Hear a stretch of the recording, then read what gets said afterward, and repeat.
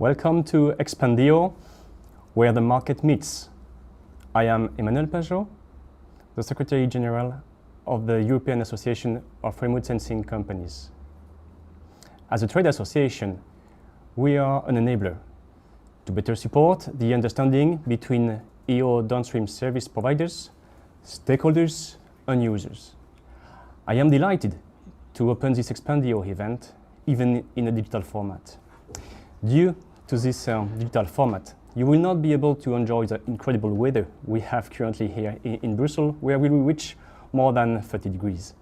But you will have the opportunity to potentially interact, meet with more than 750 people who registered to this event. This is an impressive number, which could be for a part be the benefit of these virtual meetings, webinar, we know are all familiar with. But for sure, it highlights the strong interest of the whole Earth observation community, service providers and users and stakeholders. The Earth observation community is large.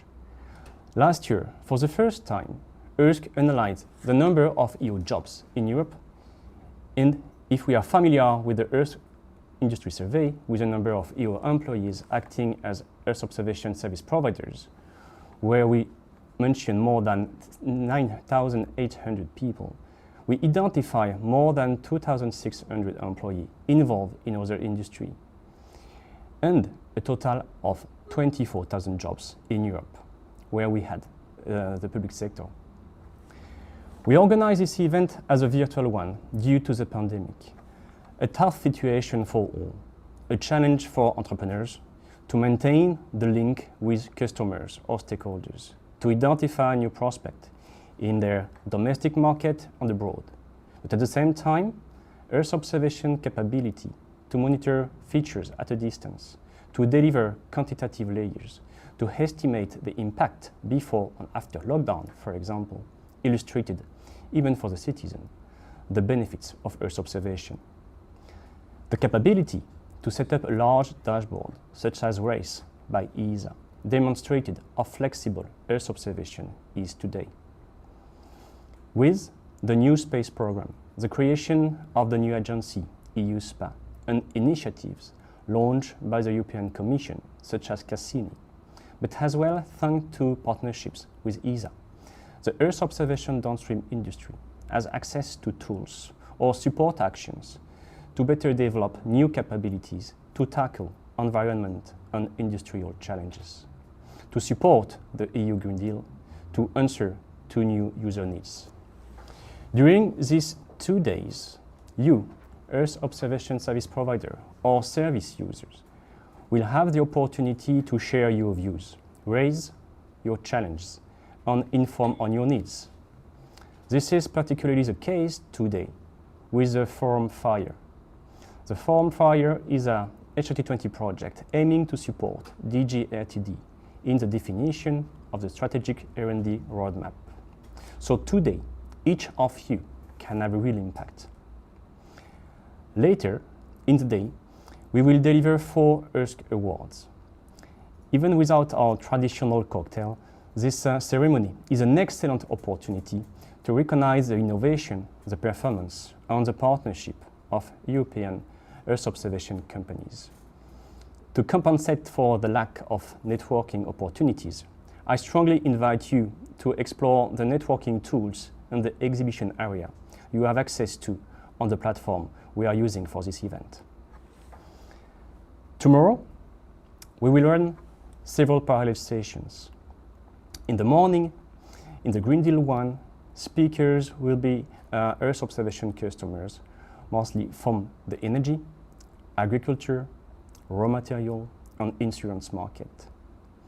The other session is on the strategic topic of skills in the Earth observation sector.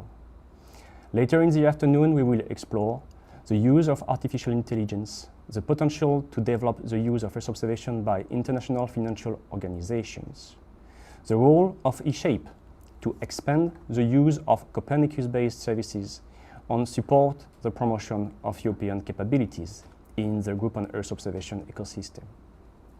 And to conclude Expandeo this year, we will have the review of experienced investors, on the risk and opportunities related to investing in the Earth observation sector. So please, explore the agenda, add session to your agenda. Expandeo is definitely your event.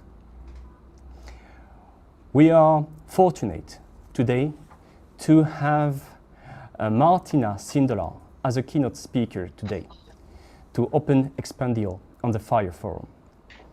Martina Sindelar will give the keynote speech setting the underlying theme of Expandeo 2021, turning opportunities with Earth observation. Martina is currently working at DigiDefis as a policy officer in the Space Research, Innovation and Startups unit. She is also a member of the Cassini team and is involved in Horizon Europe. Before that, she joined the Copernicus User Uptake unit at DigiGrow. Thanks to a long-standing career in various services of the European Commission, Martina has an excellent knowledge of the different topics that will be discussed today. From the role of Earth observation in implementing headline EU policies, notably the European Green Deal and the digital strategy, and its potential in meeting users and business needs. Martina, the floor is yours.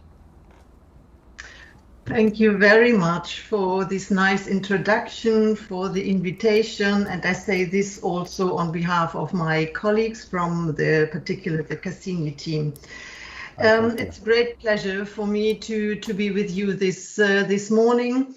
I will try to give you a comprehensive, nevertheless, due to the time constraints, a short overview of really important developments currently ongoing, all related to EU space. I tried to give you a bit of background information so that you get an idea of what we are doing and why. Let's start with the Commission's strategy for market and user uptake of the EU space programs. And if I may highlight, for us, it is important not only to look at Copernicus, but also on the navigation programs. So the main objective of the strategy are mainly to foster the development of an innovative and competitive European space sector, and to promote as wide as possible the user uptake and the use of data, information, services provided by the different components of the EU space program. And these objectives will be realized through three main lines, which I will try to explain you briefly. The first line, supporting European space-based SMEs, starts up, including new space. You might know the Commission had published last year the new SME strategy. And in this strategy, the Commission sets out the objectives to increase the number of successful starts-up and scales-up in the space sector by implementing a number of appropriate measures. And one of the new key measures is what has been mentioned already, the Cassini initiative. Cassini is in the implementation phase, and I will give you a quick overview just to explain you what are the main elements of this new initiative. Cassini is composed of different packages to promote the use of the space programs, but also, this is very important, to give very concrete support to the startup and young companies. So let me start with our promotion activity, the Cassini Hackathon and Mentoring. And I might take the opportunity to give you the information that the first Cassini Hackathon will take place this coming weekend. It is an event, truly European event, which takes place simultaneously in 10 European cities. And please have a look on the Cassini Hackathon website. There you find also the link. The event is broadcasting, and if you have some time, have a look into it. We are really looking forward to this event, which we think will be very, very interesting. We have then, and this is one of the activities we are working on, a new Cassini Prize. The objective is to really stimulate through a competition innovative solutions based, again, of course, on Copernicus and Agnos Galileo. And this Cassini Prize will set a demanding challenge. As I said, we are working on it, so I cannot talk about the theme. Challenge to startup, young companies to come up with very concrete solutions, tackling a global problem, because the objective is to demonstrate very concretely what can be done with Earth observation. We will have a matchmaking initiative where we try to bring young companies in contact with investors and industrial partners. We will have a Cassini Business Accelerator for very promising young companies. We will set up a coaching program, a high qualified and quality coaching scheme, so to allow them to really work together with professionals and with experts on their needs to do the next steps towards successful entering into the market. We are working also on seed and growth funding facilities. There we are working also with the EIB. This is really to boost promising starts up. As you know, venture capital in general is always nearly always the most needed for young companies. And we are convinced with these funds we can really boost the investments in in the space sector and support starts up. And then we have also the Cassini in orbit demonstration and validation to give starts up the opportunity to test their solutions under real conditions. The second strength, and this might be not so known yet, but we take also this opportunity to present this to you. We have achieved to anchor very closely and to make very closely links between our space programs and the new research program Horizon Europe. By the way, the Commission adopted yesterday evening the first work program. So now the calls will be opened rather soon and the work really can start. So we have first the space downstream R&D support in the cluster 4, the digital industry and space. I do not go into the details of all slides, but we put it together. So for those who are interested, you can take the opportunity and read them a bit in more details. So also what has been already mentioned, we are convinced that with our space programs, we can very substantially contribute to the implementation of the Green Deal. There are a number of calls and areas where we can certainly make a difference, as you can read in the slide.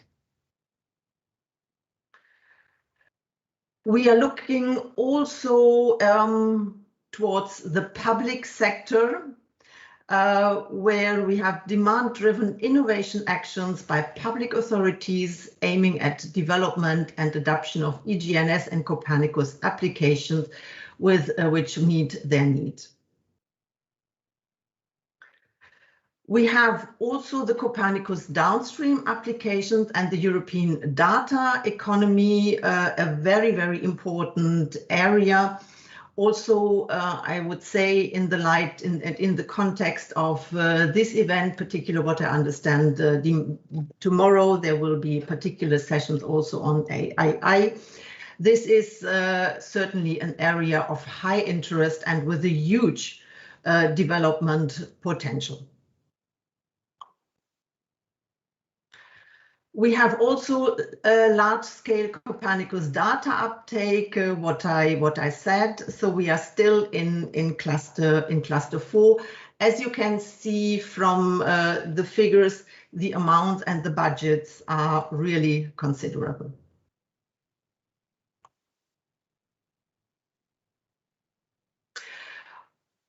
We have also an important part under cluster 4, designing space-based downstream applications with international partners. Particularly for the Commission, a very important area. Also, of course, in the light of the user uptake, but this is particular on the international level. And then we have a very interesting development, and for us a big achievement. It is for the first time that we achieved to anchor very, very strongly the use of EGNS and Copernicus in other clusters than the space cluster, the cluster 4. And that means we have this strong link between Horizon Europe, between the research part and our programs once on the Horizon Europe strategic plan. So this is for us also a strong political message and a political manifestation of the importance. But we have also achieved to put in more than 100 calls across all clusters in the Horizon Work Program, a very specific clause. It is even an eligibility criteria, and it says if projects used satellite-based Earth observation, positioning, navigation, and/or related timing data and services, beneficiaries must make use of Copernicus and/or Galileo EGNOS. Of course, other data and services may additionally be used. Again, to stress the importance, it is really the first time that this very strong anchoring is achieved through what I said, an eligibility criteria and a mandatory criteria. So of course, as you can understand, this is for us linked to really high expectations to promote our space programs. And we are convinced that with this clause and hopefully the strong stimulation we can achieve with this, that we improve not only research results. This is for us obvious that without Earth observation data, navigation data, many of the research challenges cannot or not perhaps on this way be implemented as with the use of these data. But of course, you will understand in the whole context of our efforts to promote the use and the market uptake of Galileo, EGNOS, and Copernicus, this is a real major step forward. But as you can also imagine, it is not obvious. And there we are also, again, very grateful that EARSC gave us the opportunity to present this today, because we think in the audience there are certainly many of you who might be very interested in getting in touch with this. I give you just, or you can read a lot of examples, topics, for example, in the cluster 3, in the security cluster, where, as I said, this clause is in cluster 5, climate, energy, and mobility. In cluster 6, many calls contain these clauses. The cluster 6 is for food, bioeconomy, natural resources, agriculture, and environment. Let me come to the third line, which is the framework conditions for market uptake. And here again, I would quickly go back to a communication also published by the Commission last year. It is the new industrial strategy for Europe. And in this strategy, a new, very interesting concept has been introduced, the concept of industrial ecosystems. What does it mean? This approach reflects the need for new ways of thinking and working to lead the twin digital and green transition. These ecosystems encompass all players operating in a value chain. So from the smallest startup to the largest companies, from academia to research, service providers and suppliers. And I'm sure you will understand that this is really a new view on industrial policy, which had been so far more, let me say, in a very vertical way. But this is now a global view on different industrial areas. And to support the demand for the use of space data in the European industrial ecosystems, out of the 14 industrial ecosystems which had been identified, 6, in our view, have the highest potential for the use of space data. And this is the digital, agri-food, mobility, transport, automotive, energy-intensive industries, renewable energy, and constructions. So for each of these ecosystems, based on the space data, we will build a value proposition and concrete lists of actions.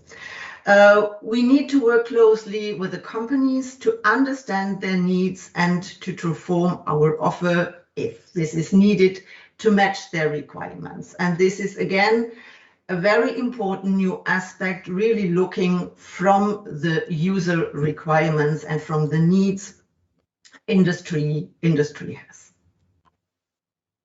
And if I may take the opportunity to give you 2 additional information. So the first is the European, the Info Day for Cluster 4, which takes place on the 29th of June. And then I would warmly recommend you to participate in a workshop we will set up on the 30th of June, which is, we find very interesting for startups. These are the EARSC opportunities for space SMEs. So really financial opportunities for startup working with Galileo and Copernicus. So with this, I would like to stop. I hope it was short, I know, but nevertheless, I hope you got an overview that the Commission is working on different, very important strengths to promote the European space programs and at the same time, of course, to support startup and young companies. So again, thank you very much for this opportunity. Thank you for this really interesting presentations, and we learned really great news. For example, the Horizon Europe work program, which has been adopted, is a really great thing for all of us. Yes, yes. And it was really, I still modified it this morning, my presentation, so it was just yesterday, late in the evening, that the Commission adopted it. Thank you very much, because this really helps companies to have a long-term understanding. Yes. In previous studies we made, we really highlighted that startups needed 4 or 5 years to really develop and create jobs. So this program is really important. No, it is. I fully agree. And what I said with these, let me say, backup of the mandatory use of the European space programs, we think that gives even an additional push also for the startup to participate. Mm-hmm. We received one question in the chat, and I will use this an opportunity to invite all attendees to use the chat if you want to ask a question. The first question is about the framework conditions for the market uptake on the 14th industrial ecosystem. Is it referring to a European common data space, or is it different? What are the links with Gaia-X? Sorry, the links with, I'm sorry, I didn't understand this. Gaia-X. Sorry, I don't understand it. With Gaia? Gaia-X, yes. Gaia-X. Now, the main point, what I tried to explain is that this really encompassing view on specific industry sectors will give new opportunities for space companies, space startup to work with industrial partners, but also to bring their solutions into the game. The work on these ecosystems is at the very early stage. So the discussion started.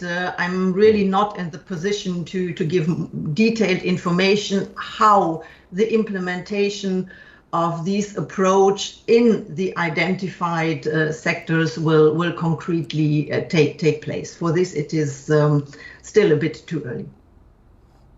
Good.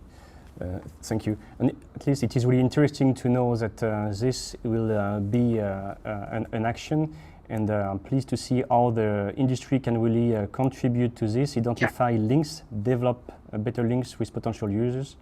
Absolutely. Because, yeah.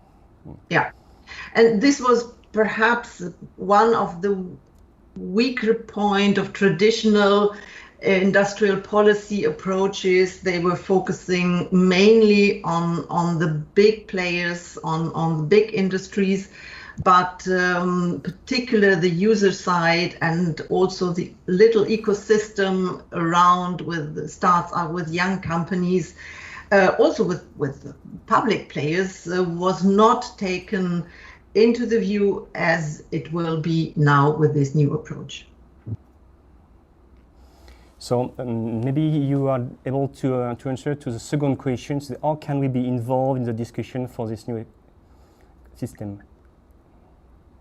In this ecosystem, I'm sure, again, sorry, as what I said, the internal discussion started, but I'm absolutely sure there will be many public events in the form of a workshop like yours, or in other occasions that starts up and companies and whoever wants to participate can express his or her view. Thank you very much, Martina, for this very interesting speech.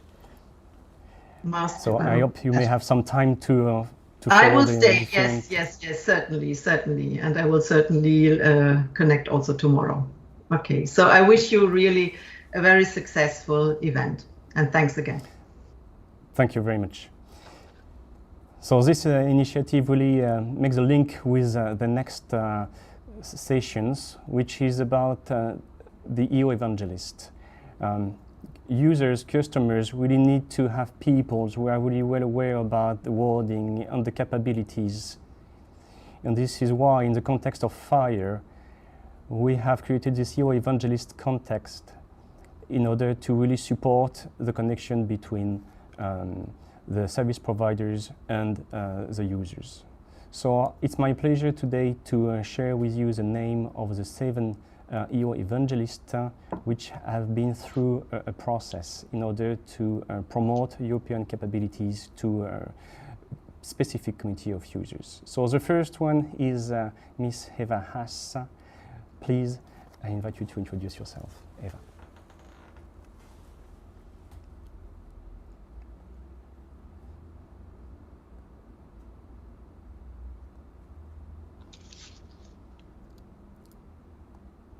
Eva.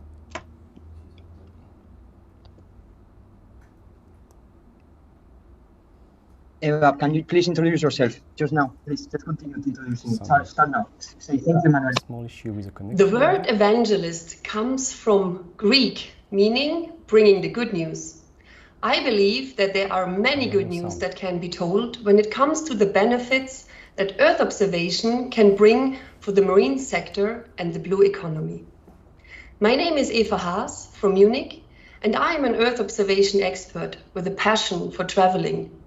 My other passion is mapping and monitoring aquatic environments and connecting with people, which was a strong motivation to become the first Earth observation evangelist for the marine sector. There are many success stories that can be told to motivate others to use Earth observation in the marine sector and beyond. For users and customers, my key message is that we can foster ecological and economical sustainability through better information. For the fellow Earth observation industry colleagues, I would say, let's dive deeper in the blue sector. Thank you. Thank you, Eva. So it's my pleasure now to open the floor to the second evangelist, Ilias Pechlivanidis, please.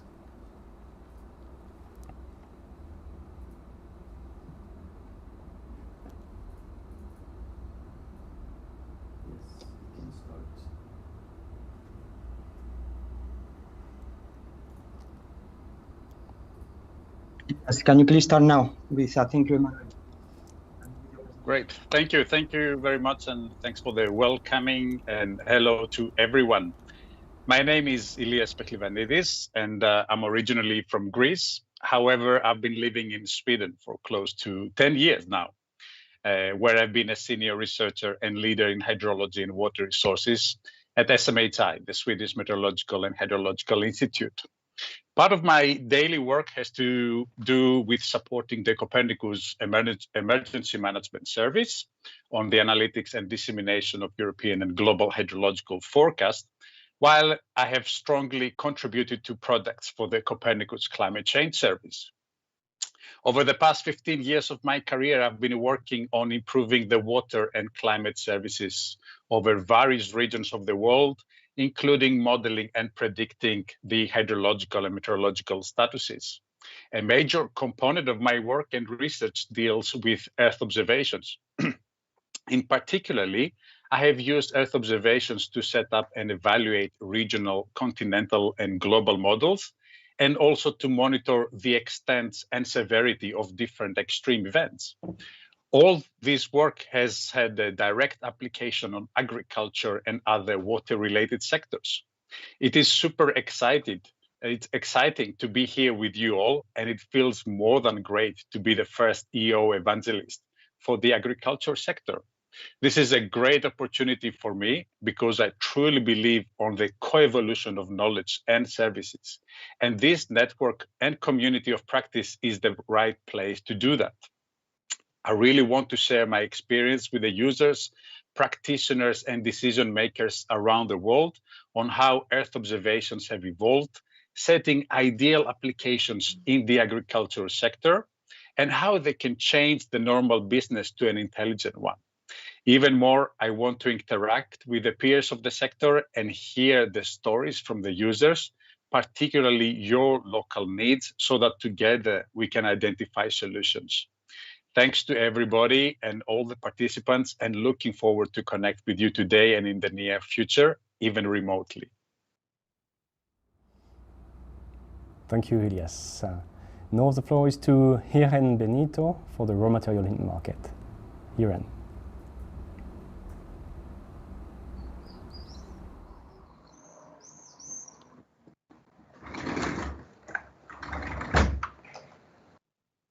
Irene, ahora vas tú. Prepárate y puedes decir gracias, Emanuel, y empezar ya. Gracias.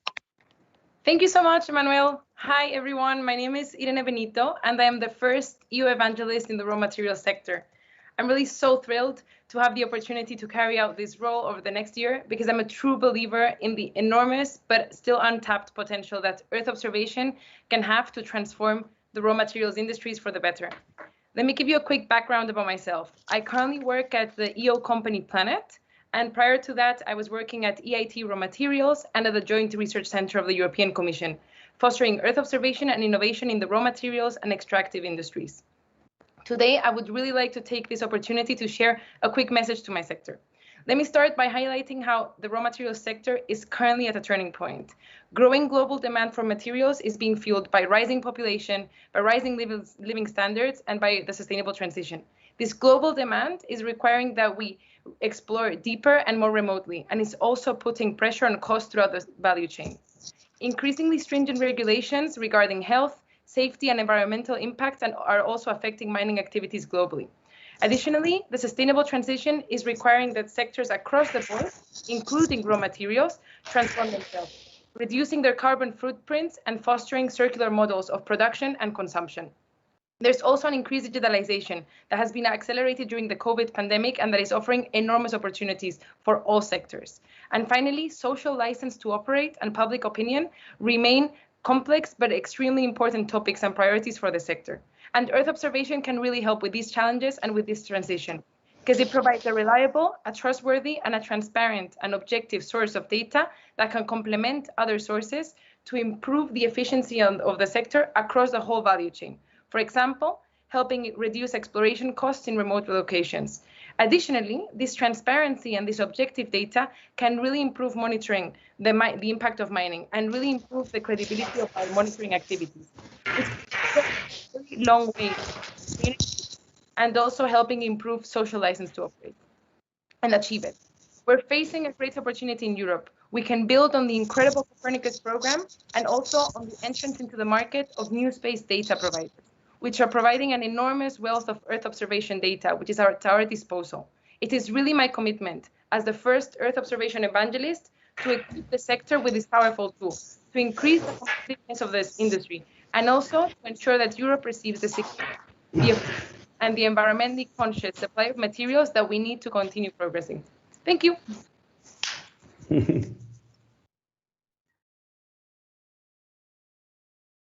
I introduce the fourth EO evangelist, Juan Peña, for maritime.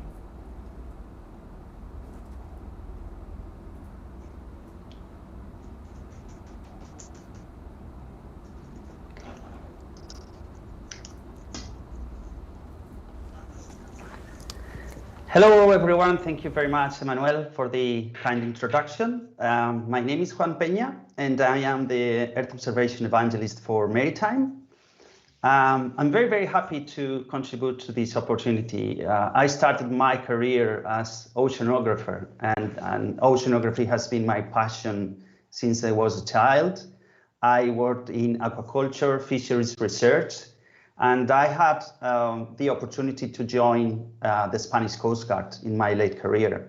So I worked there for 12 years, working in search and rescue, so searching for and rescuing people at sea, or marine pollution monitoring, customs, or maritime traffic monitoring. So I think we are in a moment where Earth observation has to play a key role in the future of our thinking about sustainability. So my vision is that Earth observation is here to stay, and I think it's time for us to communicate the benefits of this technology to the world and to make this happen. So thank you very much.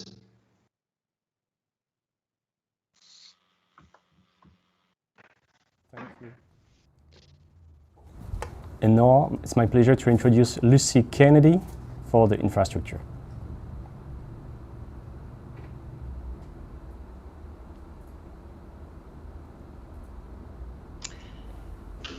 Good morning all. So the big reveal is here. Sound. And as Emmanuel said in his introduction, I am Lucy Kennedy, and I'm excited to join this crack team of 7 EO evangelists in support of the infrastructure sector. When the 7 of us got to meet for the first time about a month ago, I introduced myself as the fake EO expert. But actually, I discovered that many of us had had an interesting journey through and into the world of EO. So why did I call myself a fake EO expert? Well, by education and the first half of my career, I very happily worked as a chemical engineer, building, starting up, running all sorts of manufacturing installations all over Europe. Until one day in 2014, when I was chatting with an old engineering friend of mine who had then moved into the renewable energy sector, and he was complaining that the data that they used for site selection was poor quality, out of date, expensive, difficult to get hold of. And he said, we make multi-billion-dollar business decisions on this. And I remember thinking, isn't there a better way? Aren't there all these satellites up there looking down? And so started my exploration and passion for EO data and analytics. So much so that I'm co-founder and CEO of a satellite analytics company called Spot-it, which specializes in services for clients in the energy, environment and infrastructure sectors. And myself, like all the EO evangelists and many of us here, believe that all organizations should have easy access to the power of satellite data and analytics in support of their business development and sustainability goals. And through my work, both inside and outside of my role as EO evangelist, I will continue, together with you all, to play my part. I hope I can encourage the infrastructure sector to look up in order to solve some of their problems here on Earth. Thank you very much. Thank you, Lucy. And now, the sixth EO evangelist, Miriam Gonzalez, for the wind energy. It's really annoying,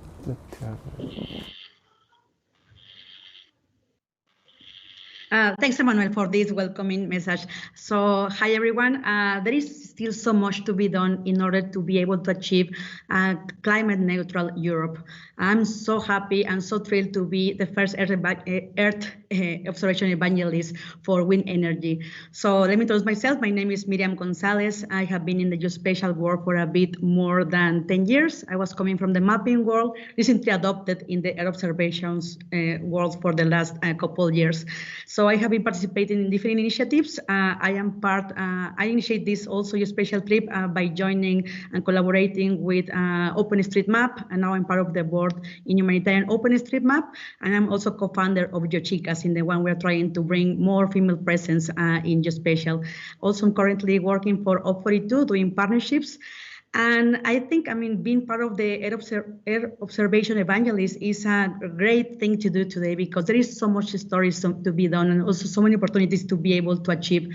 So I'm looking forward to all the opportunities that we will be creating in the near future, in the one we will be able to work together to be able to support the needs of the industry and also mitigate the Earth's climate challenge that we're facing today and also we will face it in the future. Looking forward to connect in the future events and also in this event.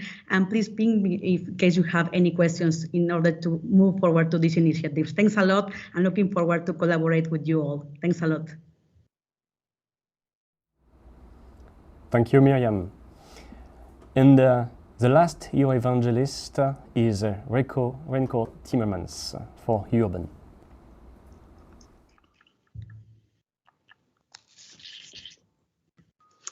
Good morning, everyone. Thank you, Emmanuel, for the introduction. My name is Remco Timmermans. I'm the new EO evangelist for Urban.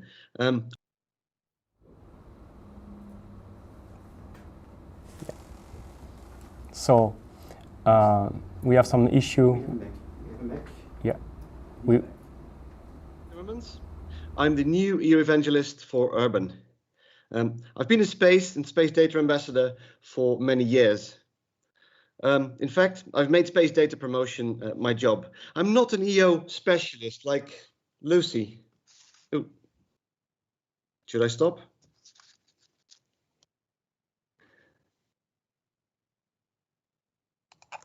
Go. Oh, well.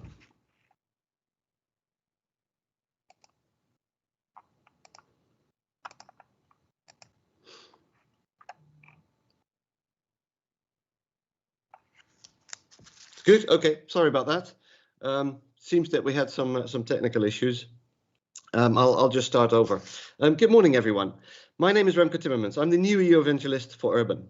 Thank you, Emmanuel, for the introduction. I've been a space and space data ambassador for many years. In fact, I've made space data promotion my job.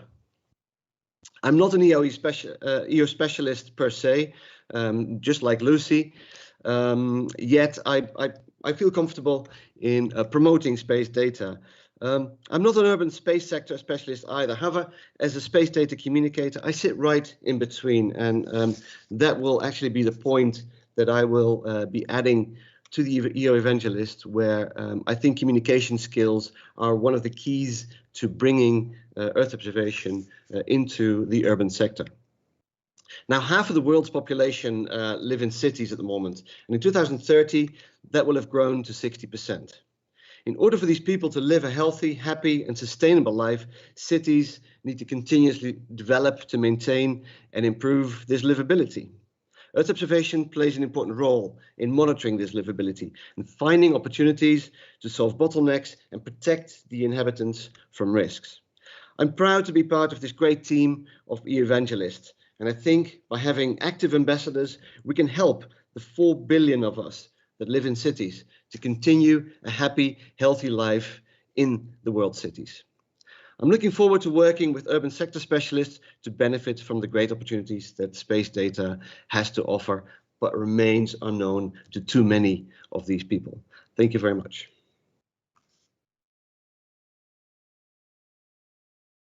You are abroad with a limited connection. Thank you very much.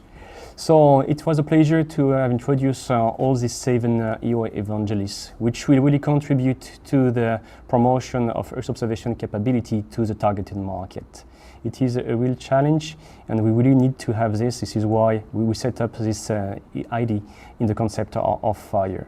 They will work with us during FIRE in order really to attend to different events and promote your capabilities, and to inform about new evolutions of the technology, how it could really match the user needs they are really well aware about. Now we will start in a few minutes the second part of the FIRE, the real FireForum. And so I will give the floor to Martin Utre in order to introduce you the FireForum, how it will work with a different session. Thank you very much to all of you for your attendance to this start of the Expandeo. I wish you a really nice event, and please use the platform, explore, network as far as you can. This is your event. Thank you very much. Martin, the floor is yours. Thank you, Emmanuel. Yes, my name is Martin Utre. I'm a project officer at EARSC, and I would like to first thank Martina Sindelar for giving us an insight of the fantastic work they do in the unit of space research, innovation and startups. And at least from EARSC, we can safely say that we are very much looking forward to the next generation of EU prizes and challenges in Cassini. As well, let's not forget, of course, our 7 EU evangelists, which we have announced for the first time. They will be really helping us to get EO out of EO and penetrate into the 6 sectors of FIRE. So now let's proceed with the main track of FIRE, which is due to start in a few minutes. We're going to have 2 sets of parallel sessions, and the first set, which will start in a few minutes, we will be looking at 3 particular sectors: urban, raw materials and infrastructures. In these sectors, in these sessions, we have invited users from these communities to really come together and explain where we are, where we want to be, and how can we get there with EO. So please, I invite you to switch to the FIRE parallel session that is starting now and enjoy the discussions. Thank you.